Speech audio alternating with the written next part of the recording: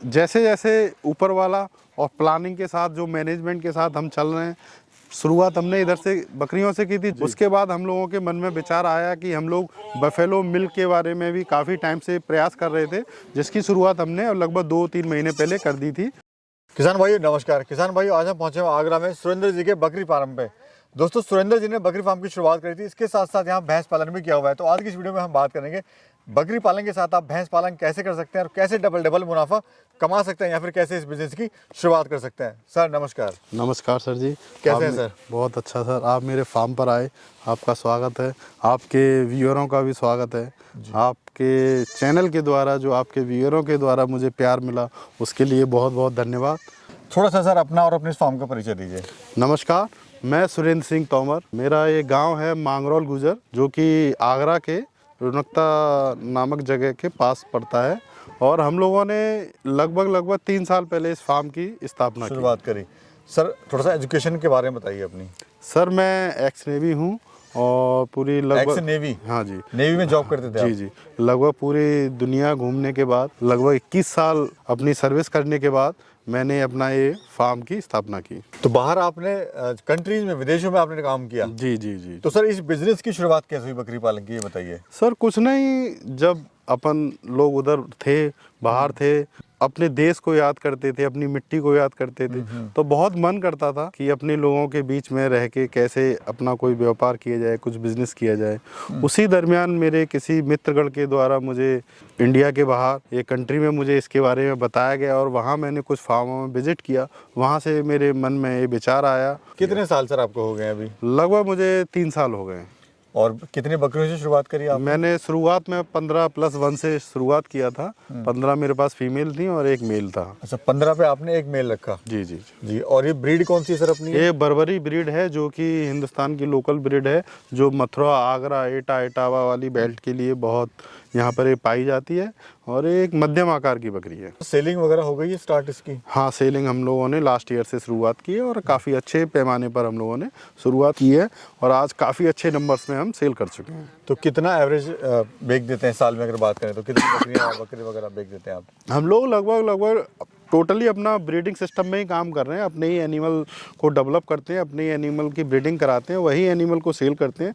इसलिए हम लोगों ने 3 साल में अभी लास्ट ईयर ही सेल करना स्टार्ट किया है, और लगभग अगर नंबर्स की बात करें तो मैं लगभग 150 से 200 बकरियां सेल कर चुका हूँ। अच्छा, आप ईद के लिए काम कर रहे हैं या फिर ब्रीडिंग पर्पस? नहीं, टोटल मेरा ब्रीडिंग का सेटअप है। टोटल ब्रीडिंग का? जी जी। सर हम देख रहे हैं बाहर इतनी ठंड है, उसके बाद भी आपने इनको बाहर निकाल दिया है। एक्चुअली होता क्या है, अगर इनको हरदम हम अंदर ही रखेंगे तो एक बंद वातावरण में कोई भी जीव, चाहे वो इंसान है चाहे एनिमल है, कोई भी जीव को एक खुला वातावरण पसंद है। उस खुले वातावरण के लिए हम कुछ समय के लिए हम इन्हें बाहर लाते हैं, और हो सकता है धूप निकल आएगी तो उसके लिए भी हम बाहर लाते हैं। अच्छा सर, हम देख रहे हैं आपने पूरा एलिवेटेड शेड बनाया हुआ है अभी। जी तो जी। इससे क्या बेनिफिट है? हाँ, इसको काफ़ी बेनिफिट है। काफ़ी जितनी भी बीमारियां होती हैं, रख रखाव में इनका आसानी हो जाती है। बहुत ज़्यादा इसमें हम लोगों को अपने हेल्पर लोगों की बहुत ज़्यादा ज़रूरत नहीं पड़ती है, इसलिए एलिवेटेड बहुत अच्छा है। और इकॉनमी थोड़ा महंगा ज़रूर बोल सकते हैं इसको, लेकिन कहीं ना कहीं आपको इस चीज़ का बहुत फ़ायदा मिल सकता है। जैसे कि इनकी बीमारियाँ, जब ये अच्छे वातावरण में रहती हैं, अच्छी क्लीनिंग इस सरफेस पर रहती हैं, तो बहुत जगह पर ये उसका फ़ायदा आपको मिल सकता है। ये पूरा फार्म कितने एरिया में बना हुआ है सर? इसको मैंने अभी आपको बताया, जो मेरा कवर्ड एरिया है वो 150 बाई 35 का है। और खर्चा कितना आया था इसको बनाने में? लगभग सर 35 लाख के करीब इसमें बनाने में इस वाले शेड को आया था। बाकी चीज़ें अलग हैं। हम देख रहे हैं सर आपने सोलर पैनल भी लगाए हैं, फार्म भी आपने एलिवेटेड बनाया हुआ है जी। अब आपने डेयरी का भी स्टार्टअप कर दिया है। जी जी। तो चल क्या रहा है सर, क्या क्या प्लानिंग है अभी आपके आगे? देखिए, जैसे जैसे ऊपर वाला और प्लानिंग के साथ जो मैनेजमेंट के साथ हम चल रहे हैं, शुरुआत हमने इधर से बकरियों से की थी, जो कि आज हमारा एक स्टेबल फार्म है, अच्छे से स्थापित हो चुका है। उसके बाद हम लोगों के मन में विचार आया कि हम लोग बफेलो मिल्क के बारे में भी काफ़ी टाइम से प्रयास कर रहे थे, जिसकी शुरुआत हमने लगभग 2-3 महीने पहले कर दी थी, और अभी जस्ट नंबर्स को ऐड करते जा रहे हैं। जैसे जैसे हमारा मार्केट बनता जा रहा है दूध का, वैसे वैसे नंबर्स ऐड करते जा रहे हैं। और फ्यूचर प्लान हमारा बफेलो फार्म भी है, और भी डिफरेंट टाइप की फार्मिंग के मन में है। यानी अगर ये है कि भैंसें अगर आप आज लाए तो आपकी जो कमाई है वो आज से स्टार्ट हो गई? जी हाँ, एक्चुअली जो भैंसों का जो बिज़नेस है उसमें यही फ़ायदा है। कि भैंसों के बिजनेस में जहाँ से आपने स्टार्ट किया वहाँ से पहले दिन से, फर्स्ट डे से अगर आप मार्केट तक अपना दूध पहुँचा सकते हैं तो एटलीस्ट उस डे से आपकी इनकम स्टार्ट होती है। लेकिन जो गॉट फार्मिंग में वो डिफरेंट है थोड़ा, उसमें आपको कुछ समय देना पड़ता है और समय के साथ साथ आपको उसके मैनेजमेंट को अपने को सुधारते हुए अच्छे से प्रयास करेंगे तो गॉट फार्मिंग को भी आप जैसे हमने स्थापित किया है वैसे ही आप भी लोग इसको स्थापित कर भाई सकते हैं। सर एक चीज़ है कि आप यहाँ पे रह रहे हैं, ऑलरेडी आप समय यहाँ पे दे रहे हैं, तो क्यों ना इसके साथ एक और बिजनेस स्टार्टअप करा जाए। जी हाँ, वही मैं बता रहा हूँ कि जब हमारा पूरा समय जा ही रहा है तो इसीलिए हम लोगों ने बफेलो फार्मिंग की स्टार्टिंग की और इससे हमें काफ़ी अच्छा पॉजिटिव रिव्यू मिल रहे हैं और अच्छा वे में हम जा भी रहे हैं। क्योंकि आज अगर एक बिजनेस आप करेंगे तो उसमें नुकसान के चांसेस भी होते हैं आपके। आप 2-3 बिजनेस से स्टार्टअप करेंगे या फिर बाद में ऐड ऑन करेंगे तो उससे फ़ायदा होगा, इनकम आपकी इनकम के जितने हैंड रहेंगे सर उतना ही फ़ायदा है, क्योंकि एटलीस्ट मान लिया जाए किसी बिजनेस में अभी डाउनफॉल चल रहा है तो एटलीस्ट दूसरे बिजनेस से आपको कुछ इनकम आएगी, तो उसका आपको बिजनेस पर कोई भी नेगेटिव वो रिव्यू नहीं आएगा। अच्छा सर, जैसे अभी सर्दियाँ चल रही हैं तो उसको इनमें आप फीड में इनको क्या दे रहे हो, कुछ स्पेशल आप दे रहे हो या कुछ अलग दे रहे हो आप?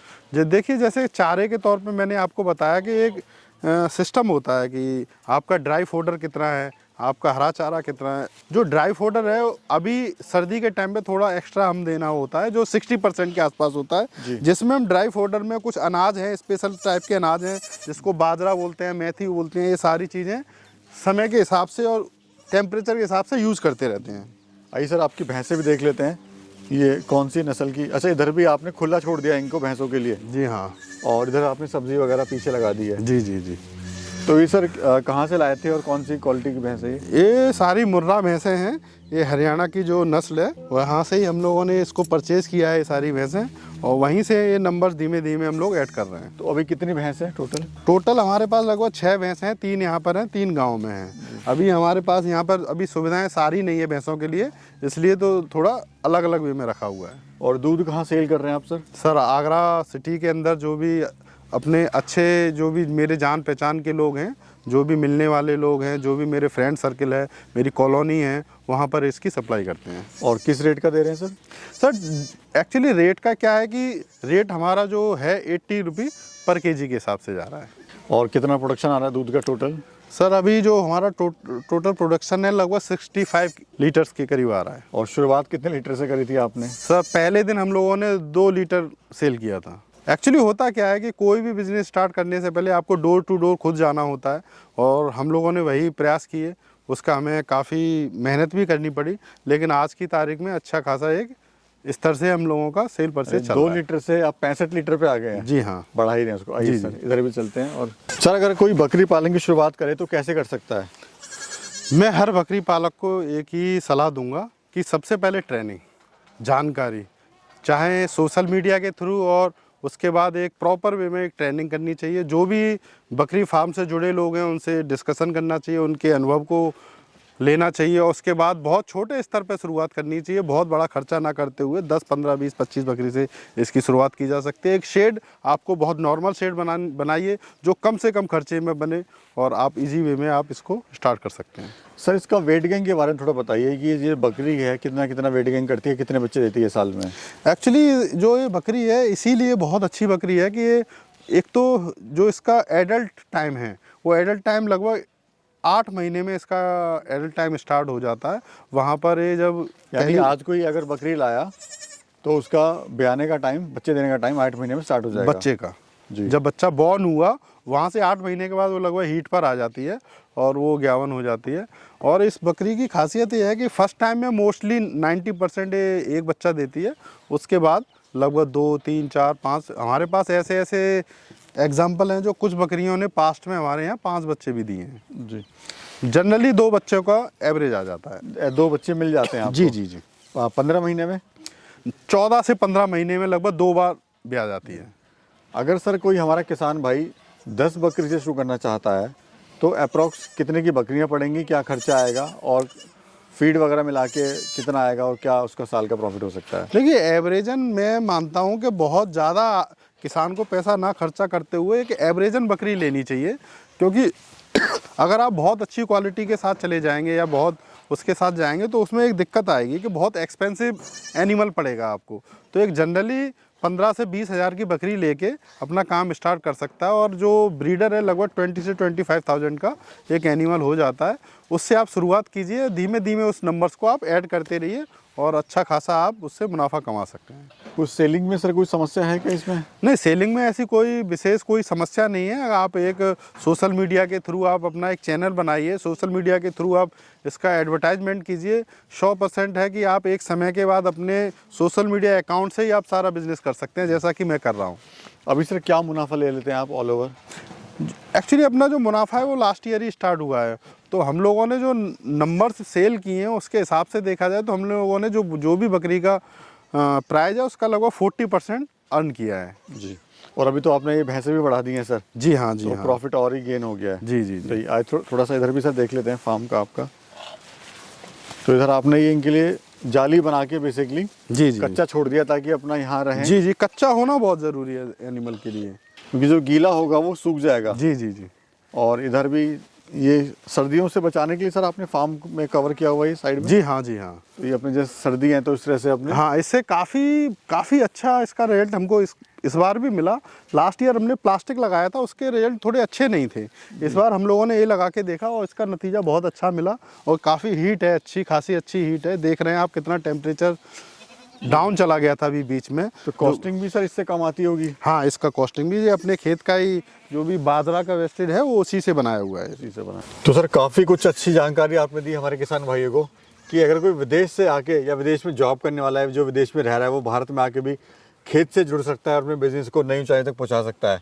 बस एक हिम्मत की ज़रूरत है, एक लगन की ज़रूरत है, एक मेहनत की ज़रूरत है। सपनों को उड़ान दी जा सकती है, जैसे आपने दिया हुआ है। आपने एक बिजनेस से शुरुआत करी, फिर अभी डेयरी का आपने स्टार्टअप किया हुआ है, फिर आपके कुछ और भी प्लानिंग है।